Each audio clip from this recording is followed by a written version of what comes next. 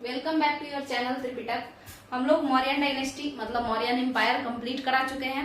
अब हम लोग जो शुरू करने वाले हैं वो है सुंग वंश यानी सुंगा डायनेस्टी। देखिए बात को समझिएगा, ये कहाँ से है क्या है, तो ये लूसेंट मॉडल है, ठीक है। वन डे एग्जाम के लिए ये बहुत ज्यादा इंपॉर्टेंट हो जाएगा। और स्टेट पीसीएस चाहे आप यूपी पीसीएस दीजिए या बीपीएससी या एमपी पीसीएस या उत्तराखंड ही पहुंच जाइए कहीं भी, तो उसमें आपके पीटी में ये बहुत ज्यादा इंपॉर्टेंट रोल प्ले करेगा। बाकी जो भी स्टेट लेवल एग्जाम होता है उसमें तो करेगा ही, वनडे एग्जाम्स में सारे में। बट सीटेट के लिए ये उससे मतलब सीटेट के लिए ये इंपॉर्टेंट नहीं है उतना। सीटेट में एनसीईआरटी बहुत ज्यादा मतलब उसमें रहता है। अब बात ऐसी है कि तो फिर सीटेट वाले इसको देखें या नहीं देखें। तो देखिए, अगर आप सीटेट निकाल लें तो क्या उससे आपका जॉब हो जाएगा? नहीं। उसके बाद आपको क्या करना पड़ेगा? सुपर टेट निकालना पड़ेगा। और सुपर टेट में फिर वनडे एग्जाम वाले क्वेश्चंस आते हैं। तो हम लोग शुरू करते हैं आज इस नए टॉपिक को। इस चैनल पे पहली बार एक पूरा चैप्टर, वैसे तो एनसीईआरटी का 3 चैप्टर हम कंप्लीट करा चुके हैं 4, बट लूसेंट मॉडल वाला पूरा एक चैप्टर मौर्यन एम्पायर हम कंप्लीट कराए, एक बड़ा सा चैप्टर। तो अब हम लोग सुंगा डायनेस्टी पे स्टार्ट करते हैं। अगर आप लोग वो वीडियो नहीं देखे हैं तो जाके देखिए, तो उससे क्या होगा, आप लोग को पता चलेगा कि कैसा चल रहा है और वीडियो को आप लोग सब्सक्राइब वगैरह कर सकते हैं। तो देखिए सुंगा डायनेस्टी में क्या है कि आखिर ये सुंग वंश कब आया। तो आया 185 से 73 ईसा पूर्व में, ठीक है। कब आया? तो 185 से 73 ईसा पूर्व में आया। इसके बाद आप अगर पूछते हैं कि और भी कुछ बात, जैसे सुंग वंश के संस्थापक कौन थे, तो सुंग वंश के संस्थापक थे पुष्यमित्र सुंग। यहाँ पे लिखा हुआ होगा पुष्यमित्र सुंग। तो पुष्यमित्र सुंग ही सुंग वंश के संस्थापक थे। सुंगा डायनेस्टी के फाउंडर कौन थे? तो वो थे पुष्यमित्र सुंग। देखिए इस बात को समझते हैं। सुंग को समझने से पहले थोड़ा सा हम लोग पीछे जाएंगे। मौर्यों को क्या करवाएंगे? मौर्यों का पतन करवाएंगे। मौर्यों को उनका मतलब क्या हो जाएगा, उनको खत्म करना है मौर्य को। उसके बाद उन लोगों के प्लेस पे इन लोगों को लाना है। तो देखिएगा डिकम्पोजिशन ऑफ मौर्य जब होता है, जब मौर्य साम्राज्य का खत्म हो जाता है, जब मौर्य साम्राज्य, तब क्या होता है कि अलग अलग टाइप का, क्योंकि मौर्य साम्राज्य बहुत बड़ा था, काफी बड़े एरिया में फैला हुआ था, तो अलग अलग जगहों पे अलग अलग लोग का राज स्टार्ट होता है। मतलब अलग अलग किंगडम या कहिए कि अलग अलग किंग आते हैं। तो देखते हैं, अगर हम बात करते हैं कि ईस्टर्न एरिया में कौन कौन आया, जैसे मान के चलिए पाटलिपुत्र, ये सब जो एरिया है, यहाँ ईस्टर्न एरिया ले लेते हैं ऊपर वाले को, या नॉर्थ ईस्टर्न भी आप कह सकते हैं, बट नॉर्थ ईस्टर्न काफी असम के साइड चला जाएगा, तो ये ईस्टर्न ही लीजिए, ठीक है। ऊपर का हिस्सा, ठीक है, ईस्टर्न एरिया मान लीजिए, बिहार ये सब जो रीजन है।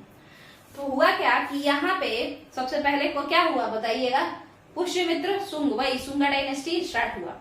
कैसे हुआ? तो देखिए एक इंसान थे, अगर आप पिछला वीडियो मौर्य वाला देखे होंगे तो उसमें हम बताए हैं कि किस तरीके से मौर्यों का नाश होता है ना। तो एक इंसान थे, अब वो जाति से ब्राह्मण थे, कास्ट उनका ब्राह्मण था, ठीक है। बट वो नेचर वाइज कैसे थे? तो नेचर वाइज वो क्षत्रिय थे। नेचर वाइज क्षत्रिय थे, मतलब हमेशा उनको रहता था कि काश हम राजा बन जाते, मतलब बहुत एम्बिशियस थे वो इंसान, ठीक है। और वही इंसान थे पुष्यमित्र सुंग। तो वो कहाँ के थे? पुष्यमित्र सुंग कहाँ के थे?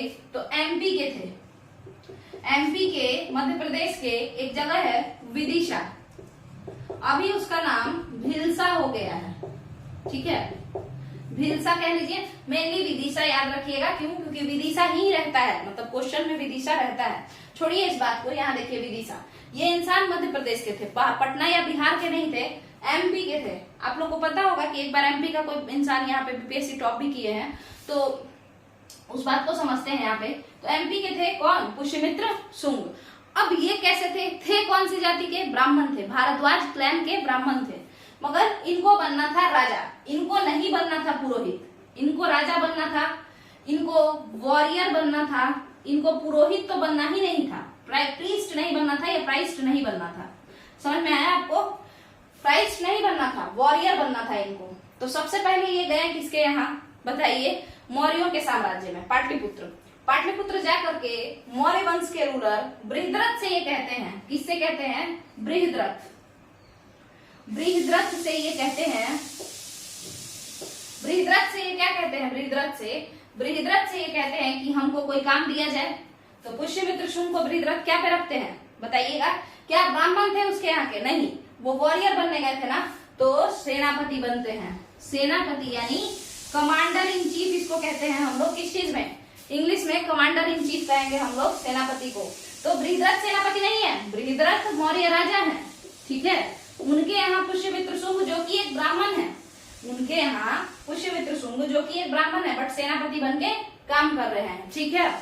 अब देखिए होता क्या है, यहाँ पे जरा सा समझने का कोशिश कीजिए कि ये जो सेनापति हैं पुष्यमित्र शुंग, ये बृहद्रथ का मर्डर कर देते हैं 185 बीसी में, मतलब 185 ईसा पूर्व में। कई लोगों को ईसा पूर्व में प्रॉब्लम होता है, तो यहाँ पे देख लीजिए।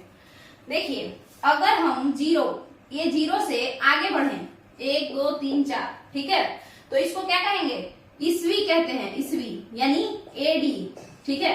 अब एडी क्या होता है और नहीं होता है, तो इसको एनो डोमिनी कहते हैं। ये जीरो जो है ना, जीरो इसी साल, 0 साल में एक साल था जिसका नाम था जीरो। जैसे आज का साल जो है वो 2023 है, उसी तरीके से एक साल था उसका नाम था 0 साल। और इसी साल को एक इंसान का जन्म हुआ, कहिए देवता का जन्म हुआ, किसका बताइए? जीसस का, ईसा मसीह का जन्म हुआ, ठीक है। अब ये ईसा मसीह के जन्म के बाद, ईसा मसीह के जन्म के बाद वाला, रुक जाइए, ईसा मसीह के जन्म के बाद वाला जो 1 2 3 4 है ना, ये सब कहलाया ईस्वी, ठीक है। जितना भी 1 2 3 4 2023 2022 सब 1 से लेकर के 2023 तक सब क्या कहलाया? एडी कहलाया, ईस्वी कहलाया, ठीक है। और ईसा मसीह के जन्म के पहले का जितना भी 1 2 3 4 पूरा 2000 3000 जहां तक चल जाइए, वो सब क्या कहलाया? बीसी कहलाया, मतलब बिफोर क्राइस्ट। जीसस को क्या कहते हैं? क्राइस्ट कहते हैं। तो क्राइस्ट के पहले, बिफोर क्राइस्ट मतलब क्राइस्ट के पहले। तो बताइए पहले 1 बीसी पढ़ा जाएगा, फिर 2 बीसी, फिर 3 बीसी, ऐसे। मगर पता है अब ये उल्टा चलता है, इसका ख्याल रखिएगा, ये उल्टा चलता है। जैसे देखिए एग्जाम्पल के तौर पर समझिएगा, मान के चलिए कोई इंसान है और उसका जन्म हुआ 1947 में, ये ईस्वी है, एडी। और अब वो मरेगा कब? क्या वो 1940 में मर सकता है? 1940 एडी में मर सकता है, यानी ईस्वी में, या वो 2057 में मर सकता है? बताइए। तो जाहिर सी बात है कि इसमें मरेगा, क्योंकि इस वक्त तो इसका जन्म ही नहीं हुआ है। समझ में आया?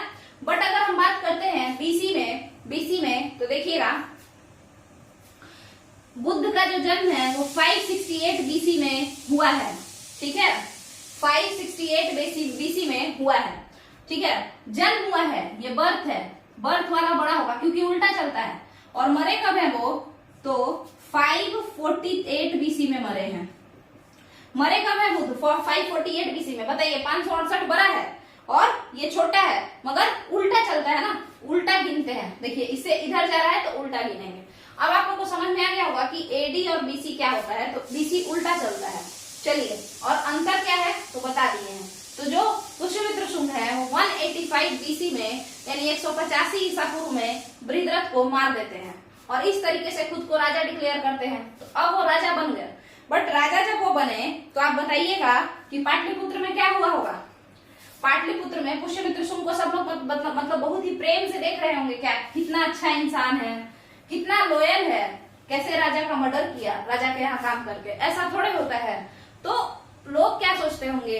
लोग सोचे कि ये इंसान, बताइए क्या एक मर्डरर को वहां की जनता राजा के फॉर्म में एक्सेप्ट करेगी? आप खुद बताइए, नहीं करेगी ना। तो इसीलिए क्या होगा, इसीलिए आप देखेंगे हिस्ट्री में बार बार ऐसा होता है कि अगर कोई स्टाफ या कहिए कि अगर कोई सामंत जो कि किसी राजा के यहाँ काम करता था वो उसका मर्डर कर देता है तो वो उसका कैपिटल छोड़ करके कहीं और कैपिटल बसाता है। क्यों?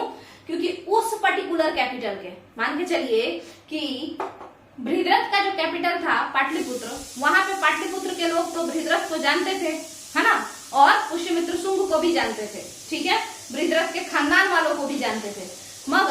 मगर बृहद्रथ जब मरा होगा तो पाटलिपुत्र के लोगों के मन में क्या आया होगा कि पुष्यमित्र शुंग घटिया इंसान है, वो लालची है, फ्रॉड है ना, वो अपने मालिक का सगा नहीं है, तो ऐसा इंसान राजा बनने के लायक नहीं है। तो इसीलिए पुष्यमित्र शुंग क्या करेंगे? वो सोचेंगे कि हम कैपिटल ही छोड़ देते हैं, क्योंकि पाटलिपुत्र का लोग न जानता है कि बृहद्रथ बहुत था, मतलब राजा था, बाकी लोग थोड़े जानता है। उस समय थोड़े कोई सोशल मीडिया था कि सब लोग जान जाएगा कि वहां पे ये मर्डर करके आया है, ये तो मर्डरर है। समझ में आया? तो इसीलिए ज्यादातर राजा आप लोग देखेंगे कि वो लोग क्या करते थे, मर्डर करने के बाद, राजा नहीं मतलब जो किसी और के यहाँ काम करते थे राजा के सामंत के फॉर्म में, वो उस राजा का मर्डर करके और जल्दी जल्दी कैपिटल चेंज कर लेते थे। क्योंकि क्या होता, नहीं तो जो जनता है, जो पीपल है, वो लोग रिवॉल्ट कर देते। समझ में आ गया होगा आपको? तो देखते हैं यहाँ पे कि किस तरीके से पुष्यमित्र शुंग की है। तो सबसे पहले पुष्यमित्र शुंग बृहद्रथ, जो कि मौर्य वंश के अंतिम शासक हैं, last ruler of Mauryan empire, उनका मर्डर कर दिए। मर्डर करने के बाद पाटलिपुत्र से कैपिटल को लेकर के कहा चले गए, अपने घर विदिशा। पाटलिपुत्र से कैपिटल को कहां लेकर के चले गए, अपने घर विदिशा, मध्य प्रदेश। ठीक है, तो विदिशा मध्य प्रदेश में पुष्यमित्र शुंग। ध्यान से सुनिएगा, ये केवल एक कहानी है, इसमें मतलब ऐसा कुछ नहीं है कि बहुत हिस्ट्री में समझना है इसमें खास करके, क्योंकि ऐसा कुछ है ही नहीं, है ना। ध्यान से सुनिए। तो क्यों, अब कोई किसी का मर्डर करके एक ही जगह रुका नहीं ना रहेगा, वो चला जाएगा वो जगह छोड़ के। तो ये भी चले गए और अपने लोगों के बीच में चले गए, विदिशा चले गए, विदिशा में कैपिटल बनाया अपना। ठीक है, तो अब कोई पूछेगा, किसी एग्जाम में पूछेगा कि सुंगा डायनेस्टी या सुंग राजवंश का राजधानी कौन सा है, तो आप लोग कहेंगे विदिशा मध्य प्रदेश है। अब समझिएगा, विदिशा मध्य प्रदेश में जाने के बाद पुष्यमित्र शुंग बहुत खुश, क्यों ना खुश होए कि कहाँ मतलब एक सेनापति थे और कहाँ अब राजा हैं। तो वो बोले कि हम अश्वमेध यज्ञ कराना चाहते हैं। पुष्यमित्र शुंग अपने लोगों से बोले कि हम अश्वमेध यज्ञ कराना चाहते हैं। ठीक है, अश्वमेध यज्ञ कराना चाहते हैं।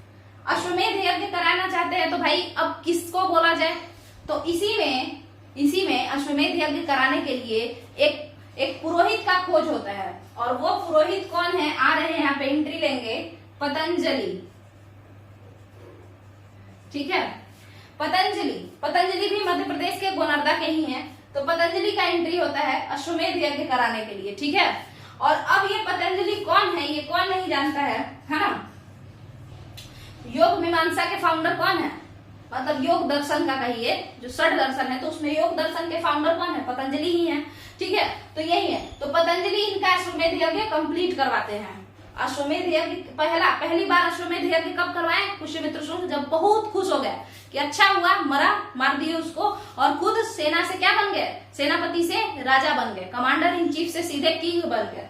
इसी खुशी में, इसी जीत के लिए वो अश्वमेध यज्ञ करवाते हैं। ठीक है, अब ये जो अश्वमेध सैक्रिफाइस है वो होता क्या है उसको समझते हैं। अच्छा, अश्वमेध सैक्रिफाइस को कौन करवाया है पुष्यमित्र शुंग के लिए, पतंजलि करवाया है। पतंजलि कहाँ के हैं, मध्य प्रदेश के ही हैं। चलिए आगे समझते हैं अश्वमेध यज्ञ में होता क्या है। देखिए, अश्वमेध यज्ञ को समझना है तो ये एक ऐसा सैक्रिफाइस है जिसमें चित भी मेरी और पट भी मेरी जैसा हिसाब किताब है।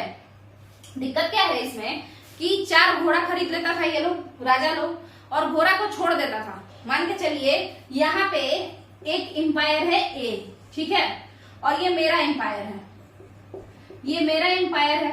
ठीक है, अब यहाँ पे एक एम्पायर है बी, ये किसी और का है, ये एम्पायर है सी, ये किसी और का है, और ये डी। चलिए समझते हैं अश्वमेध यज्ञ को। अब हम जो है थोड़े से नोटोरियस टाइप के हैं, मतलब या नोटोरियस ना कहके ये कहिए कि एम्बिशियस टाइप के, एक्सपेंशनिस्ट एटीट्यूड। देखिए एम्पायर का, एम्पायर का काम क्या है, साम्राज्यवाद का जो सम्राट है उसका काम क्या होगा, उसका काम ही है बढ़ाना। वो संत नहीं है जो लोगों में प्रेम और प्यार बांटता चलेगा, नहीं। सम्राट का काम है कि वो कैप्चर करे, कंकर करे। क्षत्रिय का काम ही है लड़ना, तो वो लड़ेगा ही। तो चलिए शुरू करते हैं अश्वमेध यज्ञ। हम खुशी खुशी से अश्वमेध यज्ञ करा रहे हैं। ठीक है, मतलब यहाँ पे इसको हटाइए, पुष्यमित्र शुंग को ही लाइए। देखिए, तो शुंग जो है वो क्या करवा रहे हैं, अश्वमेध यज्ञ। अब वो घोड़ा खरीद लिए। सबसे पहले कोई भी राजा घोड़ा जब खरीदता था या छोड़ता था, खरीद करके उसके बाद छोड़ना होता था कि एक और अपने राज्य के किसी एक दिशा में, किसी एक डायरेक्शन में घोड़ा को भेजो। और अगर कोई मान के चलिए किसी एक दिशा में, मान के चलिए कि इस दिशा में जा रहा है, ऐसे इस दिशा में हम घोड़ा छोड़ दिए। तो जब छोड़ दिए फ्रीली, पीछे पीछे मेरा सिपाही गार्ड सब चलता रहेगा, और ये घोड़ा चलते चलते चलते चलते बी राज्य में एंट्री किया। ठीक है, तो बी राज्य में जब ये एंट्री करेगा, सजा संवरा एकदम, आप लोग रामायण में देखे भी होंगे, राम जी ऐसा करवाते हैं, जो लोग रामायण देखे होंगे कोविड टाइम्स में।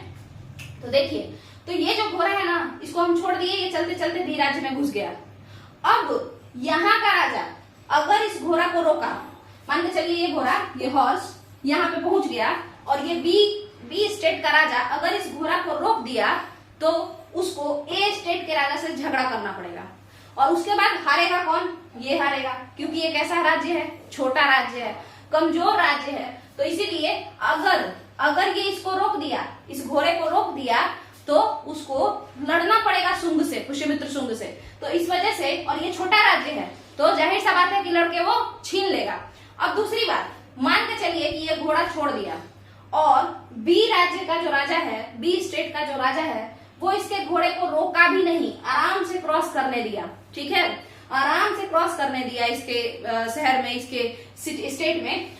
तो इसका मतलब ये हुआ कि पुष्यमित्र शुंग के सामने ये बी राजा पुष्यमित्र शुंग के सामने अपने आप को क्या किया? सरेंडर कर दिया, और ये मान लिया कि आप हमसे बड़े राजा हैं। ठीक है, आप हमसे बड़े राजा हैं, है ना। और इसके बाद ये उस घोड़ा के साथ साथ वापस आएगा, ये राजा, समझिएगा, सैनिक पूरा टहला करके फिर उस घोड़ा के साथ साथ राजा को भी वापस लाएंगे, बी राजा को, और वो क्या लेके आएगा? गिफ्ट वगैरह लेकर के आएगा अश्वमेध यज्ञ में दान देने के लिए। तो अब आप बोलेंगे कि तो फिर पुष्यमित्र शुंग कहाँ है? वो घोड़े पे है? नहीं, वो यज्ञ में सेक्रीफाइस कर रहा है ना, यज्ञ कर रहा है, तो वो वैदिक कुंड पे, मतलब हवन कुंड में बैठा हुआ है, हवन कुंड के बगल में बैठा हुआ है, और वहां पे वो घी वगैरह चढ़ा रहा है। ठीक है, आप देखे होंगे कैसा होता था पहले के जमाना में, जो ये अश्वमेध यज्ञ होता था, कोई भी सेक्रीफाइस, तो उसमें अभी भी ऐसे ही होता है। एक क्या बैठेगा? हस्बैंड बैठ जाएगा, वाइफ बैठ जाएगी, और उसका सन, बेटा, यही 3 लोग बैठेगा, और इधर पुरोहित जी, प्राइस्ट यहाँ पे, और उसके बाद ये लोग अपना घी वगैरह डालते रहेगा आग में, अग्निदेव में घी वगैरह डालते रहता है, और बाकी अपना ये मंत्रोच्चारण करते रहते हैं, मतलब चैंट करते रहते हैं। ठीक है, तो यही सब है। ठीक है, आपको समझ में आ गया होगा कि यहाँ पे बैठे हैं पुष्यमित्र शुंग, ये हस्बैंड पुष्यमित्र शुंग, इनकी वाइफ, और यहाँ पे सन, अग्निमित्र हो सकते हैं, और यहाँ पे चल रहा है अश्वमेध यज्ञ। यहाँ पे आग वगैरह ऐसे लगा हुआ है, समझ लीजिए इसको, हम फिगर वगैरह में हमको बनाने नहीं आता है। और ये पुरोहित बैठे हुए हैं, प्राइस्ट बैठे हुए हैं। ये बी राजा अब पुष्यमित्र शुंग के द्वारा छोड़े गए घोड़े को के साथ साथ आएंगे। अगर नहीं एक्सेप्ट करेंगे तब तो झगड़ा करने जाएगा, ये जाएगा झगड़ा करने जब इसका यज्ञ कंप्लीट हो जाएगा। और अगर एक्सेप्ट कर लिया ये कि हाँ भाई आओ, घूम के तुम जाओ, तुम ही हमसे ज्यादा काबिल हो, तो फिर ये बी राजा साथ में आएगा यहाँ, और यहाँ बैठेगा एक कुर्सी पे, इस कुर्सी पे बैठ जाएगा बी राजा, और बैठ करके उसके बाद इसके लिए गिफ्ट लाएगा और इन लोगों को गिफ्ट देगा। यही होता था पूरा का पूरा अश्वमेध यज्ञ। अश्वमेध यज्ञ में तो आप समझ गए होंगे कि इसमें तो यही हुआ कि चित भी मेरी और पट भी मेरी। अगर जाने दिए तो मतलब हम तुमसे ज्यादा काबिल हैं, ये तुम मान रहे हो, और अगर नहीं जाने दिए तो हम तुमको पटक पटक के पीटेंगे जब मेरा यज्ञ कंप्लीट हो जाएगा तो, और उसके बाद क्या करेंगे? हड़प लेंगे तुम्हारा जो स्टेट है। अच्छा, अब समझिएगा, क्या कोई राजा जो अश्वमेध यज्ञ कराता था, क्या वो पागल होता होगा? नहीं होता होगा। ठीक है, क्यों? देखिए, ये लोग बहुत सोच समझ के करते थे। ये राजा इधर क्यों नहीं भेजा? पुष्यमित्र शुंग अपने इस ओर क्यों नहीं भेजा? मतलब मान के चलिए ये कौन सा है? वेस्ट है, ये ईस्ट है, तो ईस्टर्न साइड में क्यों नहीं भेजा? पूर्वी इलाके में। तो पूर्वी इलाके में इसलिए नहीं भेजा क्योंकि उसका राज्य ए राज्य से सी राज्य बड़ा है, और यहाँ के लोग, यहाँ का रूलर ज्यादा पावरफुल है। तो जाहिर सा बात है कि अगर ये इसको जा करके और क्या करेगा? प्रोवोक करेगा, उकसाएगा लड़ने के लिए। तो अगर ये लड़ने आएगा, सी अगर ए से लड़ने जाएगा, तो पता है ए बहुत ज्यादा पिटा जाएगा और ए कैप्चर हो जाएगा। समझ में आया? तो मेरे कहने का ये मतलब है कि राजा अश्वमेध यज्ञ करने से पहले 2 चीज को खोजता था। क्या? 2 चीज को। पहले तो एक अच्छे पुरोहित को खोजता था, घोड़े को खोजता था, बट एक अच्छे पुरोहित को। और दूसरा ये पता करवाता था कि मेरे चारों तरफ जो पड़ोसी हैं उनमें सबसे बेवकूफ कौन है और सबसे कमजोर कौन है, सबसे छोटा राज्य किसका है। एक और एग्जांपल समझिए, सिर्फ छोटा राज्य होने से कोई आप पे अटैक नहीं कर सकता है।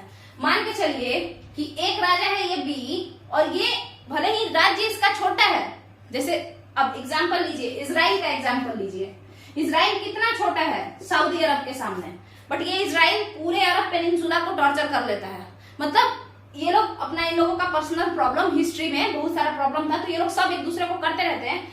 बट क्या पूरे अरब पेनिनसुला मिल करके इस इजराइल को कुछ भी मतलब दिक्कत कर पाए? नहीं, कुछ भी इसके साथ प्रॉब्लम नहीं कर पाते हैं ये लोग। ये इतना छोटा है, इतू सा, और अरब पेनिनसुला इतना बड़ा है ना, सब मिला करके जितने भी अरब देश हैं, तो भी इस इजराइल को ये लोग टॉर्चर नहीं कर पाते हैं, ठीक है।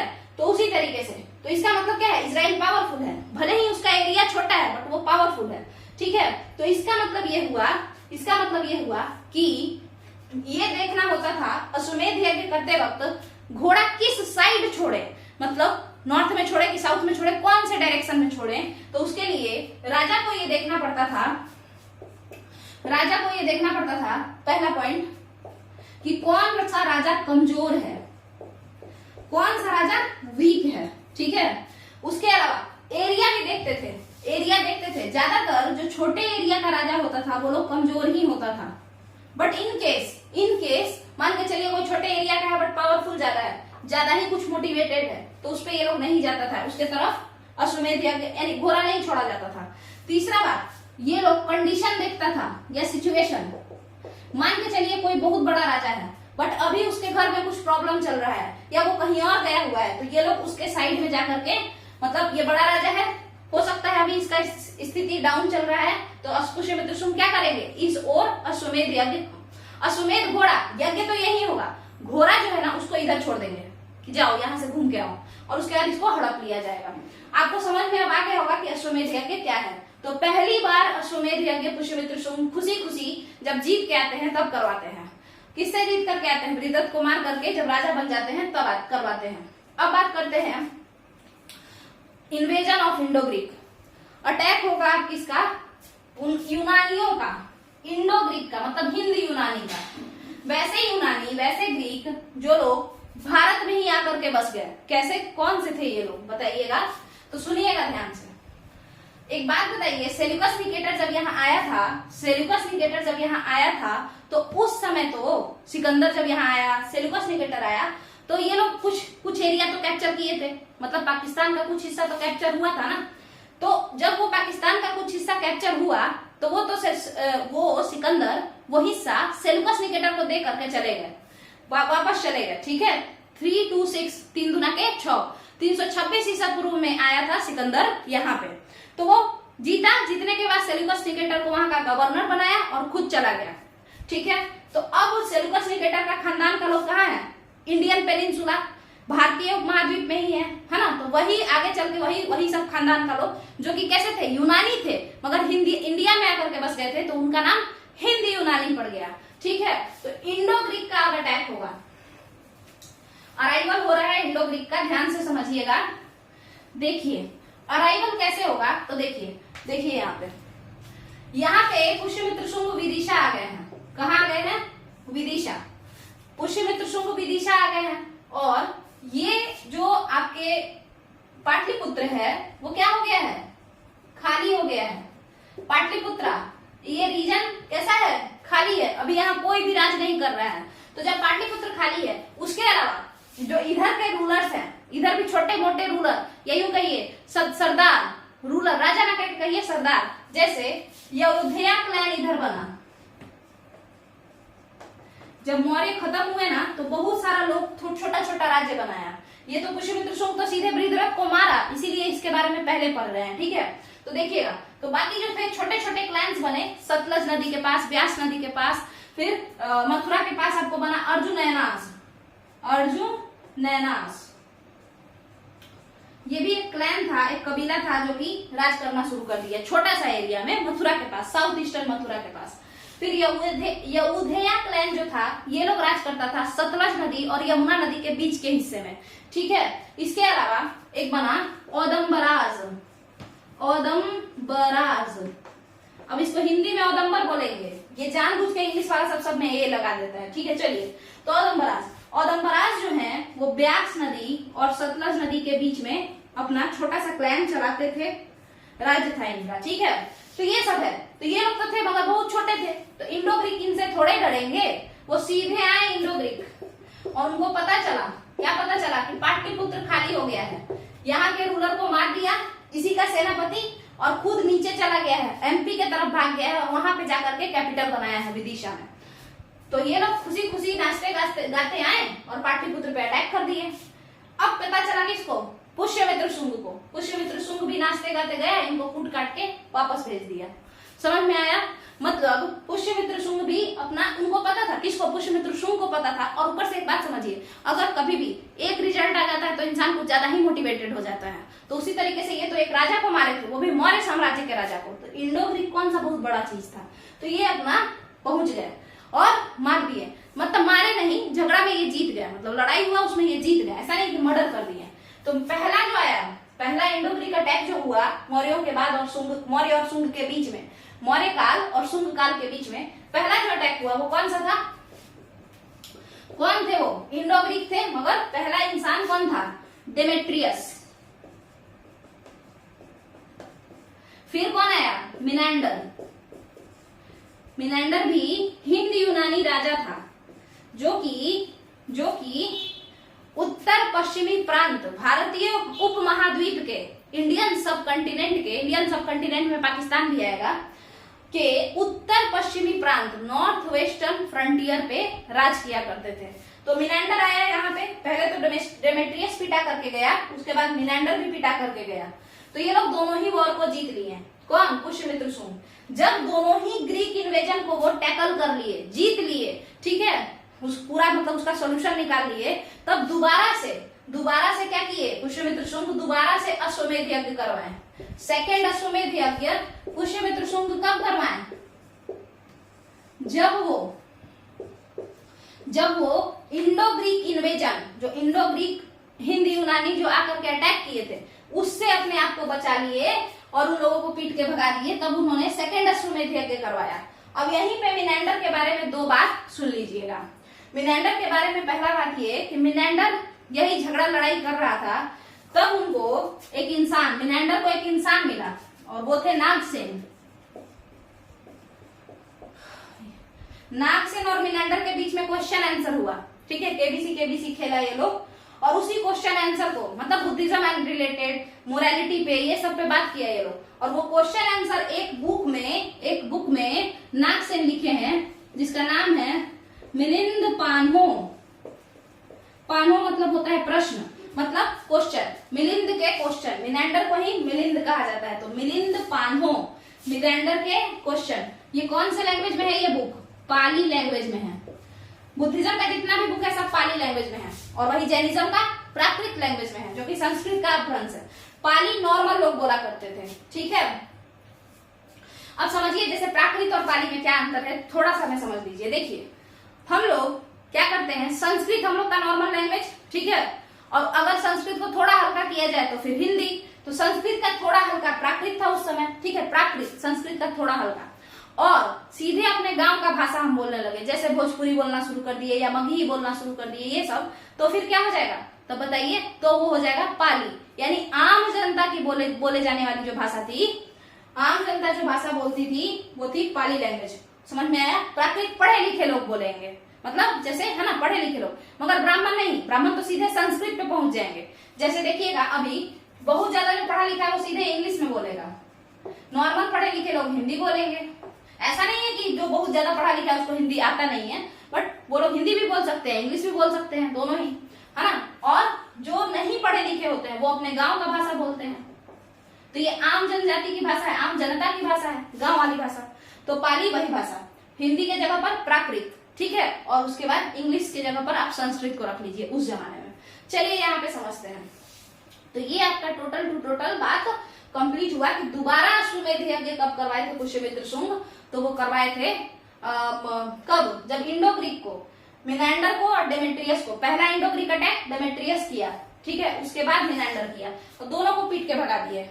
अब समझते हैं कालिदास के बारे में। यहाँ पे एक थोड़ा सा प्रॉब्लम था कि कुछ हिस्टोरियंस कहते हैं कि इंडो ग्रीक का जो अटैक हुआ उससे पुष्यमित्र शुंग जाकर के लड़े, जबकि कालिदास कहते हैं मालविका अग्निमित्रम में, मालविका और अग्निमित्र के बारे में बताता है। अग्निमित्र जो कि पुष्यमित्र शुंग के लड़के हैं, ठीक है, तो उसी वो एक बुक है जो कि मालविका और अग्निमित्र के बारे में, उनके रोमांस के बारे में बताता है। तो देखिए, तो अग्निमित्र के बारे में कालिदास मालविका अग्निमित्रम में कहते हैं कि नहीं, पुष्यमित्र शुंग लड़ने नहीं गए थे इंडो ग्रीक से, अग्निमित्र गए थे इंडो ग्रीक से लड़ने, मतलब मिनांडर और डेमेट्रियस से लड़ने कौन गए थे? अग्निमित्र गए थे। पुष्यमित्र शुंग के बेटा गए थे, ठीक है। और पुष्यमित्र शुंग जब अग्निमित्र जीत करके आए तो पुष्यमित्र शुंग दोबारा अश्वमेध यज्ञ करवाए। तो पहला अश्वमेध यज्ञ बृहद्रथ को मारने के बाद, बृहद्रथ कौन थे? मौर्य राजा। और दूसरा अश्वमेध यज्ञ इन लोगों को भगाने के बाद। क्वेश्चन इसमें ये सब तो इम्पोर्टेंट है ही, ये क्वेश्चन बहुत ज्यादा इम्पोर्टेंट है। मिलिंद पानो क्वेश्चन जो है कि मिलिंद पानो किससे मिला मिनांडर? तो मिला नागसेन से। नागसेन कौन थे? बुद्धिस्ट मॉन्क, बौद्ध भिक्षु थे। और क्वेश्चन पूछे वो लोग आपस में मोरालिटी ये सब का बात किए कि क्या ये करना सही है, क्या वो करना गलत है। और वो सारा जो बात है वो नागसेन एक बुक में लिख दिए और उस बुक का नाम रखे कि ये मिलिंद का क्वेश्चन है और वो पाली लैंग्वेज में था। तो मेरे हिसाब से आप लोगों का ये जो कॉन्सेप्ट है अब ये क्लियर हो गया होगा। अब बात करते हैं अग्निमित्र के बारे में। कुछ ऐसा बात ही नहीं है। अग्निमित्र का बस एक यही है कि अग्निमित्र क्या किए, तो मालविका अग्निमित्र में यानी मालविका के साथ थोड़ा दिन अपना प्रेम प्रसंग अपना चलाए। और उसके अलावा क्या किए, तो कालिदास के अकॉर्डिंग क्या किए थे? इंडो ग्रीक को हराए। कालिदास के अकॉर्डिंग इंडो ग्रीक को कौन हराए? अग्निमित्र हराए। बाकी अग्निमित्र के बारे में कुछ खास बात है ही नहीं। तीसरा बात जो आता है वो है भागवत। भागवत के बारे में अगर हम लोग समझें तो भागवत के बारे में अगर हम देखते हैं तो भागवत कौन थे? तो अग्निमित्र के बाद वज्रमित्र, ऐसे वैसे ऐसे करके मित्र करके कई सारे रूलर आए, बट उनका नाम कोई नहीं पूछता। ये इंपॉर्टेंट रूलर है। ये भी इनका जो इंपॉर्टेंस है क्या है, तो इनका इंपॉर्टेंस ये खुद नहीं है। यहाँ पे एक फॉरेनर आया था, या कहिए कि एक ग्रीक का एम्बेसडर आया था और उसके वजह से ये इंपॉर्टेंट हो जाते हैं। मतलब उस ग्रीक के एम्बेसडर के वजह से इनको याद करना जरूरी हो जाता है, इनके बारे में पढ़ना जरूरी हो जाता है। तो हम लोग उसको भी समझते हैं।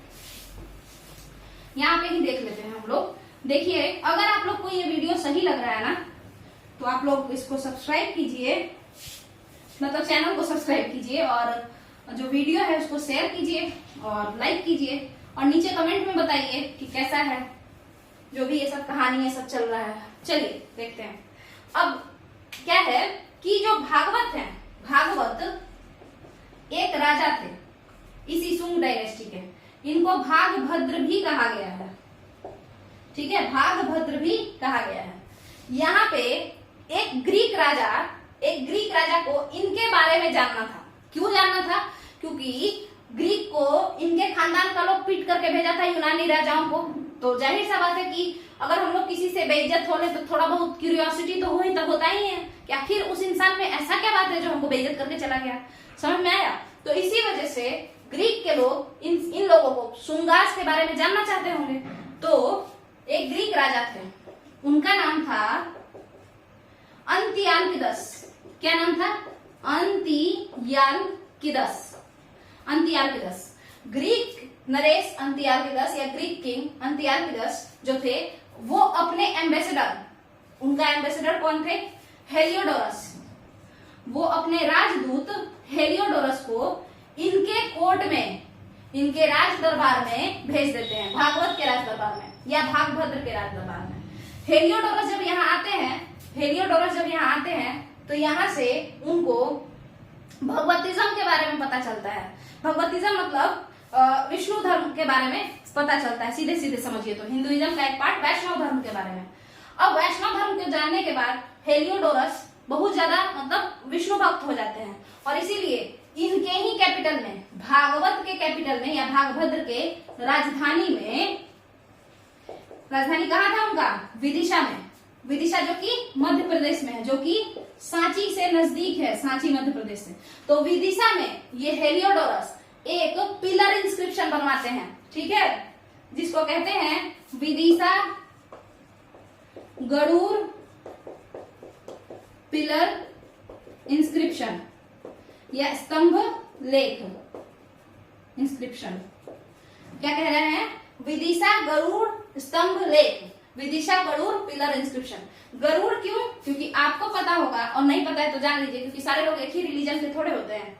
गरुड़ जो है वो विष्णु जी के क्या है? सवारी हैं, ठीक है, विष्णु जी के सवारी हैं या उनके मतलब समझ लीजिए कि द्वारपाल टाइप के हैं, गेट पे जो खड़े रहते हैं वो है, उस तरीके का कुछ है। तो गरुड़ उनके फेवरेट मतलब सवारी हैं।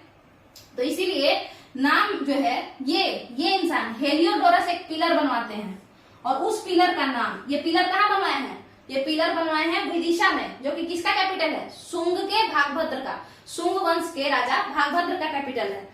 तो यहाँ पे ये बनवाते हैं एक पिलर, और इस पे विष्णु जी के बारे में अपना कुछ 4-10 बात लिखवाते हैं। विष्णु जी के बारे में या कहिए कि भगवतिज्म के बारे में, मतलब वैष्णव धर्म के बारे में।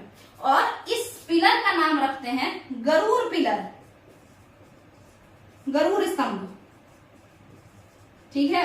और चूंकि ये विदिशा में है ये स्तंभ, इसीलिए इसका पूरा नाम पड़ता है गरुड़ स्तंभ लेख। अब एक बात समझिए, ये गरुड़ नाम क्यों दिए होंगे, तो खुद ही सोचिए। अगर हम लोग किसी भगवान को मानते हैं ना, अगर हम लोग किसी भगवान को मानते हैं तो हम चाहते क्या है कि हम उनके सेवक जैसे हों, है ना। तो जैसे समझिएगा, कोई अगर शंकर जी से, मतलब कोई शंकर जी का फॉलोअर हो, तो वो क्या कहेगा कि हमको मतलब वो अपने आप को नंदी कह सकता है ना। कुछ लोग तो अब नया ट्रेंड चल रहा है, रावण भी कहते हैं, ठीक है, रावण भी कहते हैं कुछ लोग कि नहीं हम बहुत बड़े भक्त हैं शंकर जी के, भले ही हम गलत इंसान हैं, हमसे गलती होता है, मगर हम बहुत बड़े भक्त हैं शंकर जी के, और शंकर जी मेरा सारा प्रॉब्लम सही कर देंगे, ठीक है। तो ये गरुड़ चूंकि क्या थे, उनके फेवरेट थे, किसके, किनके, विष्णु जी के, इसीलिए विष्णु जी के मतलब भक्ति में यहाँ पे इस इंस्क्रिप्शन का नाम वो लिखवाते हैं गरुड़ स्तंभ लेख। तो अब आपको जो है भागवत का भी क्लियर हो गया है। अच्छा, अब बात आता है कण्वा डायनेस्टी का। बट कण्वा डायनेस्टी जो है, कण्व वंश, उसको जानने से पहले शुंगा डायनेस्टी का इकोनॉमी और रिलीजन के बारे में हम लोग पढ़ेंगे। उसके बाद ये बिल्कुल भी बहुत बड़ा, देखिए शुंगा कोई एम्पायर नहीं था, साम्राज्य नहीं था, बहुत ही छोटे समय के लिए छोटे एरिया पे ये लोग आए थे, ठीक है। तो चूंकि ये लोग साम्राज्य नहीं बना पाए, तो इसीलिए इनमें बहुत ज्यादा बात है ही नहीं, तो ये तुरंत कंप्लीट हो जाएगा। इकोनॉमी और रिलीजन इसका जो है वो बचा हुआ है। और कण्व डायनेस्टी में तो और कुछ भी नहीं है, बस उसका शासक का नाम याद कर लेना है, उसके अलावा कुछ भी नहीं। तो अगर आप लोग को ये वीडियो सही लगा हो तो आप लोग इस वीडियो को क्या कीजिएगा, आप लोग को पता है, लाइक कीजिए, शेयर कीजिए, चैनल को सब्सक्राइब कीजिए। चलिए, थैंक यू।